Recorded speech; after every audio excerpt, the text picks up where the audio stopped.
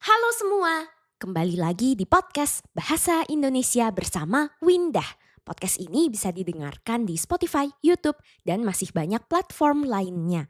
Sebelum kita mulai episode ini, aku mau mengucapkan terima kasih kepada Matt, Yong-eun, dan Ruan-jing karena sudah mendukung podcast ini melalui Patreon. Semoga podcast ini bisa terus membantu kalian belajar bahasa Indonesia ya. Nah, di episode ini aku mau berbicara soal keadaan dunia kerja Indonesia saat ini, terutama yang berhubungan dengan pilihan gengsi atau gaji. Dan aku juga akan curhat sedikit tentang keadaanku juga. Topik ini terinspirasi dari satu video yang aku lihat di TikTok. Video ini tentang seorang laki-laki lulusan UI, Universitas Indonesia. Salah satu universitas terbaik di Indonesia.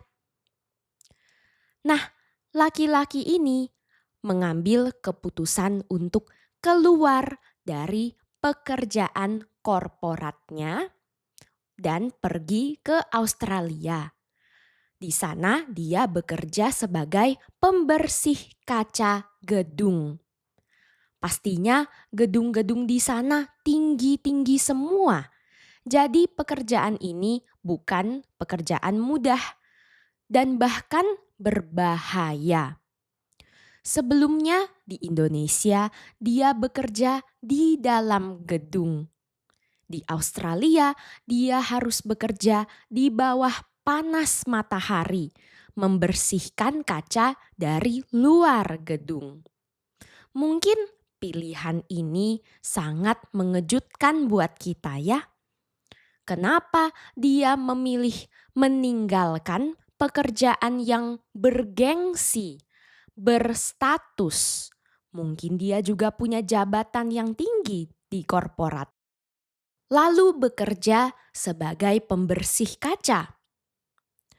Walaupun begitu, dia mengatakan pekerjaan yang baru ini tidak membuat dia merasa direndahkan. Malah dia merasa lebih dihargai dan gajinya juga lebih tinggi. Bagaimana menurut para pendengar? Kalau kalian di posisi dia, apakah kalian akan membuat keputusan yang sama? Mana yang lebih kamu pilih? Gaji tinggi tapi jabatan rendah atau jabatan tinggi tapi gajinya rendah? Kenyataan dunia kerja di Indonesia banyak yang seperti ini. Sangat tidak mudah. Orang yang pintar dan bekerja keras belum tentu dihargai kalau enggak punya orang dalam, enggak punya koneksi yang kuat. Kalau orang itu pintar, bekerja keras, tapi tidak mau ikut permainan, sulit untuk dia bisa berhasil. Jangankan orang biasa seperti kita, pejabat pemerintahan juga seperti itu. Contohnya yang paling parah, Menteri Pendidikan Indonesia, Pak Nadiem Makarim. Karena beliau tidak mengikuti permainan orang dalam, di dalam pemerintahan beliau dituduh korupsi. Dikatakan melakukan korupsi tanpa ada bukti yang jelas. Tanpa ada sesuatu yang nyata membuktikan kalau dia melakukan itu. Rakyat Indonesia banyak yang jadi mempertanyakan hukum Indonesia. Nah, kalaupun kita sudah mengikuti permainan itu, lalu mendapatkan jabatan yang tinggi, belum tentu gajinya tinggi juga. Contohnya di Threads aku lihat satu loker. lowongan kerja dengan jabatan Project Manager. Syaratnya harus S1 bisnis atau jurusan yang terkait. Dan pekerjaannya itu mengatur lebih dari 300 karyawan. Coba tebak gajinya berapa? Gajinya hanya sekitar 8 juta rupiah. Kurang lebih 450 USD per bulan. Bayangkan, gaji seperti itu untuk Jakarta yang biaya hidupnya tinggi banget. Siapa yang mau loker seperti itu? Jangan salah, mungkin masih ada loh. Karena saat ini mau cari kerja itu susah. Jadi kita nggak terlalu bisa pilih-pilih sesuai keinginan kita. Jujur, aku sendiri tinggal di Indonesia juga menghadapi keadaan yang mirip. Kadang-kadang aku harus memilih gengsi atau gaji, jabatan atau rasa dihargai, cari aman atau ambil jalan yang sesuai dengan keinginanku. Para pendengar mungkin sudah tahu, aku setahun belakangan ini bekerja sebagai guru TK. Pastinya enggak mudah ya, pekerjaannya berat dan banyak. Tapi gajinya rendah banget, di bawah UMR, di bawah standar. Dan aku juga merasa kadang enggak dihargai. Karena seringkali pekerjaan orang lain dilemparkan kepada aku. Tanpa ada pemasukan tambahan, tanpa dikasih bonus. Jangankan pemasukan, kata terima kasih dan rasa dihargai saja lebih banyak aku terima dari pendengar podcast. Di podcast ini memang aku cuma mengajar bahasa Indonesia. Kalau aku cerita sama teman-teman, sama saudara yang lain, aku mengajar bahasa Indonesia, kebanyakan orang memandang sebelah mata. Karena di sini ya banyak orang menganggap mengajar bahasa Indonesia itu enggak sehebat ngajar bahasa Inggris atau bahasa Mandarin. Walaupun begitu, aku enggak terlalu peduli yang orang lain pikirkan. Aku tahu yang aku kerjakan ini dengan podcast bahasa Indonesia bisa berguna untuk ribuan orang. Walaupun aku hanya mengajar bahasa Indonesia. Mungkin para pendengar ada yang bertanya-tanya, kenapa aku tidak memilih kerja korporat? Karena di Indonesia, kalau bisa dapat jabatan atau bisa bahasa Mandarin, tidak susah untuk mendapatkan gaji 2 digit. Gaji yang lebih dari 10 juta. Pertama, menurutku pekerjaan korporat itu kurang cocok dengan kemampuanku mengajar dan bahasa. Yang kedua, memang korporat jam pulangnya itu jam 5. Tapi kenyataannya jarang ada yang berani tenggo. Teng langsung go, jam 5 langsung pulang. Itu jarang banget. Tidak sedikit yang pulang kerjanya jam 7 atau bahkan jam 8 malam. Jadi mereka bisa kerja hingga 10 jam per hari.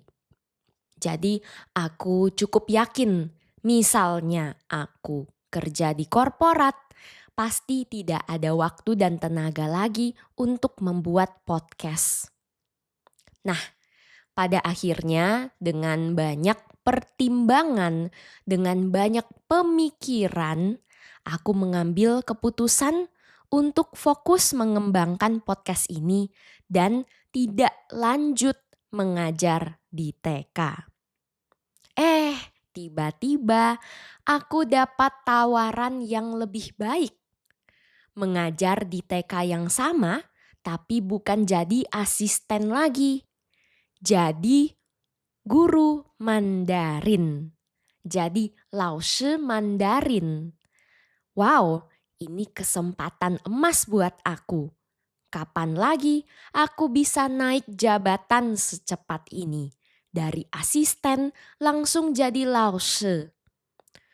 Tidak lama, aku langsung tanda tangan kontrak menjadi laoshi Mandarin selama 1 tahun.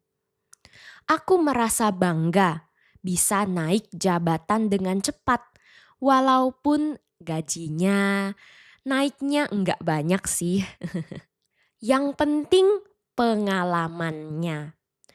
Dengan posisi ini, aku bisa mendapatkan pengalaman kerja yang lebih banyak sebelum memutuskan untuk berjalan sendiri. Walaupun begitu, kadang-kadang ya, bukannya tidak bersyukur, bukannya tidak berterima kasih atas keadaan, tapi kadang aku masih mempertanyakan diriku sendiri. Apakah ini keputusan yang terbaik atau aku hanya cari aman karena takut kehilangan kesempatan? Banyak orang Indonesia mengalami hal yang sama. Mereka harus menjalankan lebih dari satu pekerjaan sekaligus.